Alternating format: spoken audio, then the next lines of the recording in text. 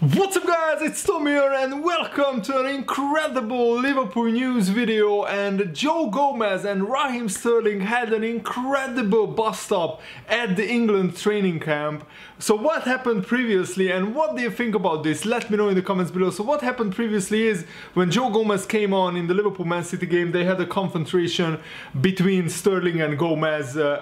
Sterling also had a couple of outbursts at the referee. He was already very angry because he didn't get a couple of refereeing decisions. So Joe Gomez and Sterling squared up, and just a few days later they met up at the England training camp before England's qualifiers. And what actually happened is Joe Gomez was sitting at a table at a canteen, or I think it was Raheem Sterling, I think, and Joe Gomez went there to just shake his hand, and they probably exchanged some words. Joe Gomez was probably bantering Raheem Sterling about Liverpool beating Manchester City.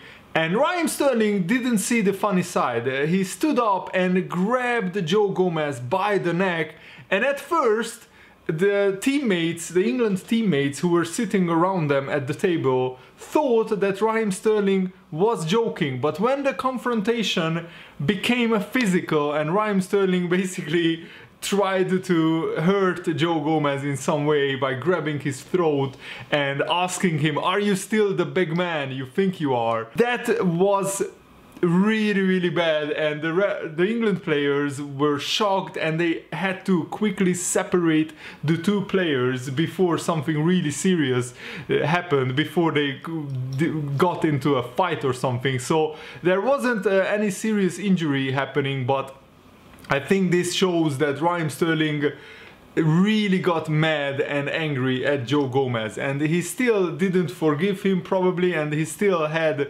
some built up emotion and anger because of Manchester City losing to Liverpool 3-1, and also what it means in the title race. Also, there are speculation in the England media that the media criticism got to Raheem Sterling because the media criticized Sterling that he came out second best in the physical tussle between Sterling and Joe Gomez.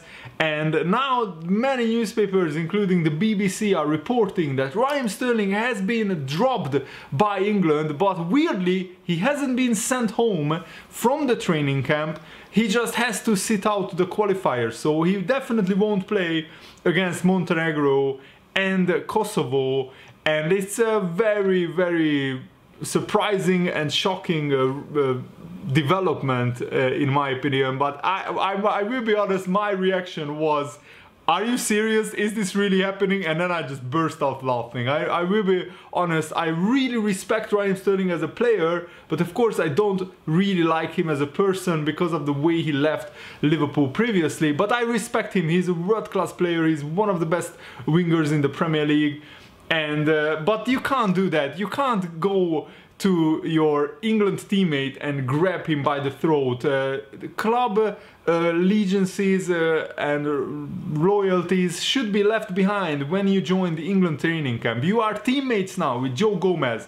How can you attack him at a dining table or something, in front of your teammates? That's just absolutely incredible, unacceptable. And I think this just shows that Liverpool got really under the skin of the Manchester City players, and Guardiola was of course fuming at the referees, and I think Raheem Sterling still didn't get over that Liverpool-Manchester City game.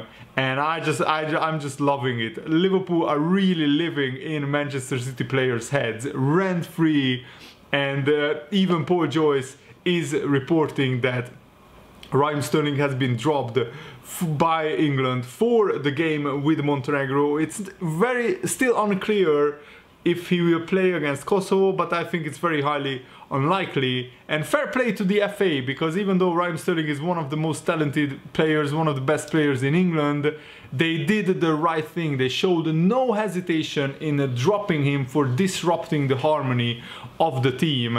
And Raheem Sterling actually apologized on Twitter. He released a statement shortly after. This is what he said. "First and foremost, everyone knows what that game, that Liverpool-Manchester Manchester City game means to me. Everyone knows that I am not that way inclined, and more to the point, both Joe and I have had words and figured things out and moved on. We are in a sport where emotions run high, and I am man enough to admit when emotions got the better of me. This is why we play this sport, because of our love for it. Me and Joe Gomez are good. We both understand it was a 5-10 second thing. It's done. We move forward and not make this bigger than it is. Let's just focus on our game on Thursday. I don't really like this statement by Raheem Sterling. Is this really an apology? He doesn't say I apologize to Joe Gomez. He doesn't say I'm sorry. He doesn't say I made a mistake. Gary Neville said that Gareth Southgate made a good decision, the right decision, by going public with this. This is what he said. I've been involved in quite a few of these things over the years with England, and there is no right or wrong way, in the sense that I've seen managers sweep it under the carpet and try to keep a low profile on these sort of things. I've also seen other managers go public, as Gareth Southgate has. What I would say is that the decision that Gareth Southgate has made, I feel like it's the right one, Gary Neville said, without knowing the details of what's gone on. There's nothing worse than sweeping it under the carpet and then all the players going back to their own rooms. They all share together and having that feeling that they are all talking about you being weak and that you have not dealt with it because he's a big player and that he's shied away from a big decision. So I feel that it's the right decision. Ultimately, if it's an incident that's happened in front of the rest of the squad that couldn't be dealt with internally and there was a breach of discipline, then the manager has to act. Sometimes it can cause you some problems down the line because players then can go back to their own rooms and say the manager's been harsh there, he's one of our best mates, he's one of our best players. But at least if you are the manager, you know you have made the right decision based upon your principles and values, and that's what you should go with. I've seen incidents like this dealt with in both ways with England, and there is no ideal way because it's so public and the media want their pound of flesh, including ourselves. But the reality is that these things happen in football and it will blow over. And of course these guys are very highly competitive athletes. They are winners. They hate losing, and Raheem Sterling still didn't get over the Liverpool loss, and I'm just loving it. Inject it in my veins, as you would say it on Twitter. I don't really like this, that Raheem Sterling didn't leave the club issues at home. He took it into the England training camp, and to get into Joe Gomez's face and to grab him and ask him, are you still the big man, trying to look for a reaction, trying to look for a confrontation, is just really, it looks very bad. And I think that Raheem Sterling should have behaved more maturely. He's now one of the senior players in England. He's not a young talent anymore. He's a senior, established England international and an established world-class Premier League player, and he should really hold himself into a higher standard, and he should be, honestly, he should have been sent home. I mean, if you send him to the stands and he's still involved with the camp, it's like punishing a child in a way, that you put him in the naughty corner, if you like, but he can still interact with the others, and I just don't like it. I think he should have been either sent home, or they should have dealt with the issue privately and sorted it out himself. What I heard also is that Joe Gomez asked Gareth Southgate not to sack Raheem Sterling, not to send him home, because he feels that the confrontation wasn't that serious. I think Joe Gomez was just laughing it off, like are you serious, Raheem? Do you really want to hurt me here? I mean, in front of your England teammates? Surely not. I think Raheem Sterling, maybe it was just a red mist descended upon his brain, and after like 10 seconds he probably realized it's not the best idea to beat Joe Gomez up, because Joe Gomez is a lot taller, a lot bigger than Raheem Sterling. What the FA released as a statement is very interesting. The FA can confirm that Raheem Sterling will not be considered for the qualifier against Montenegro as a result of a disturbance in a private team area at St. George's Park today. He will remain with the squad.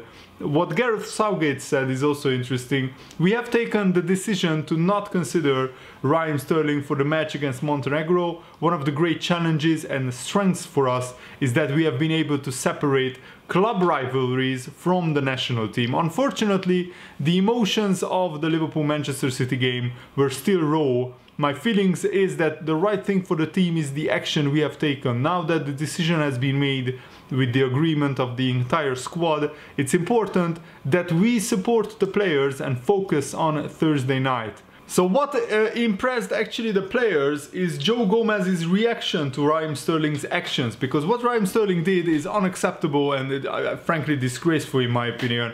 He got into Joe Gomez's face, he tried looking for a reaction, asking, "Are you still the big man?" and trying to look for a physical confrontation. I think what he was hoping for is that Joe Gomez would hit him and then he would look bad. But Joe Gomez took a step back and didn't engage in the physical confrontation that Raheem Sterling was looking for, and that actually impressed his England teammates as well. And I think Raheem Sterling, it's a really nasty thing to do, to try to get your England teammate into trouble because he's a Liverpool player. He was still very, very upset and unsettled by Liverpool, by that defeat, and I just love it, man. I mean, what a time we are living here, man. That is crazy. Raheem Sterling truly got rattled by Liverpool and by that Liverpool game. So yeah, let me know, what do you think? It's very, very interesting. Gary Neville's reaction to the Liverpool-Manchester City game, I think, is brilliant, and you have to listen to this. This is what Gary Neville said: "It's as painful as it gets. I have worn all black today with a black tie as well. It was a funeral match today. It was worse than a funeral. This is my funeral. You are witnessing it as we speak. I'm a Manchester United fan, and for 20 years we got the title back and we kept it away from Liverpool. This is one club that can compete with Manchester United in terms of global fan base, scale, tradition, history and success. If they get a Premier League title under their belt, they become a real powerhouse. It is painful as a Man United fan, and we are where we are at this moment in time. Man United are a million miles away from Liverpool, and I think that is hurting Gary Neville even more. If Gary Neville saw Man United showing promise and maybe being involved in the title race, then he would have at least hope that Manchester United could still win titles in the near future. But at the moment it looks like Liverpool and Manchester City will dominate the Premier League for the next 3, 4, 5 years. And I really hope that Liverpool don't just win one Premier League title, but we win multiple Premier League titles under Jurgen Klopp. And Vincent Kompany interestingly warned Guardiola not to overreact and to panic buy a centre-back in the January transfer, even though I don't want Man City to buy anyone because that would just strengthen them. But I will be honest, I think they have to get a new defender in January. They are so weak defensively, but of course that doesn't always solve the issue.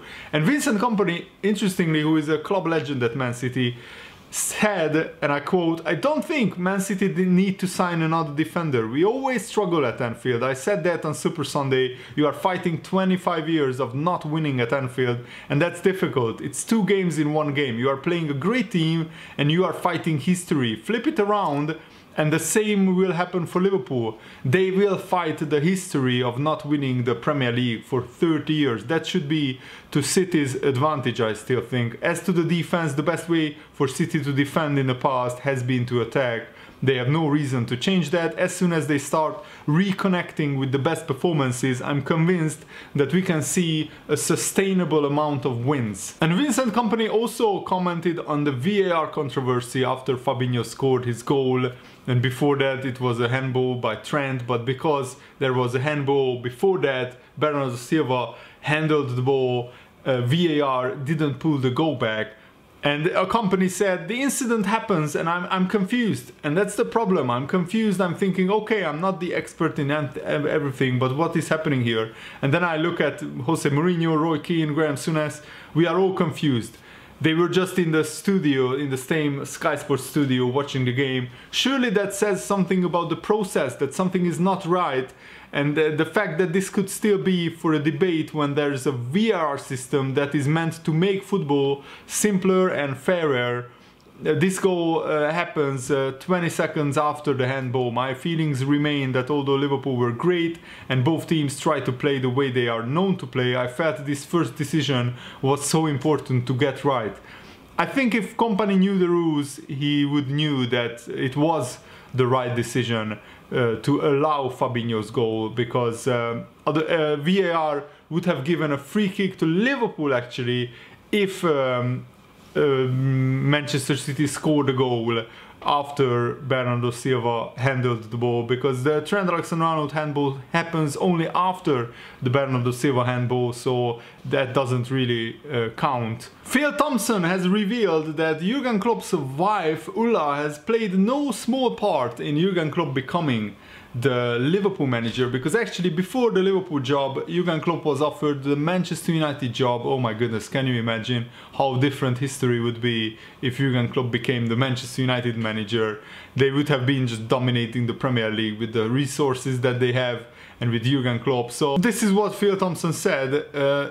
Klopp told me he could have taken over Manchester United, but his wife said it just wasn't right. When Liverpool arrived, his wife said it was right, it was the right move. There is something strange there. It is as if Jurgen Klopp was created for Liverpool. He's actually the perfect manager for Liverpool in every way, Jurgen Klopp, because he just resonates with the crowd, with the Liverpool fans, with the city, with the passion, with the history, with the traditions of Liverpool. Jurgen Klopp is a passionate guy, and Liverpool is a very, very passionate club with a passionate fan base, a very vibrant history as well. So I just think it's a match made in heaven, if you like.